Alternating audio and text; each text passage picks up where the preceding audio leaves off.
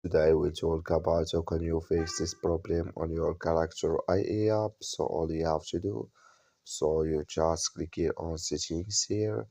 So when you click here on settings, it's going to take you to this list here. Then all you have to do, so you just go down here. Then you click here on apps. Then come to apps list here. And here you're looking for Character.Ai app. Or just click on search. Then here add Character.Ai app, just click on it here.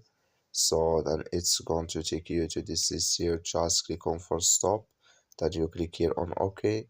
So then you go down, just click here on storage. Then come to storage list here. Just click on clear cache. Then all you have to do, so you just go to your Play Store, click on it here. Then you search for Character.Ai. It's going to show for you like this. You will find here update, click on it, and it's going to work with you.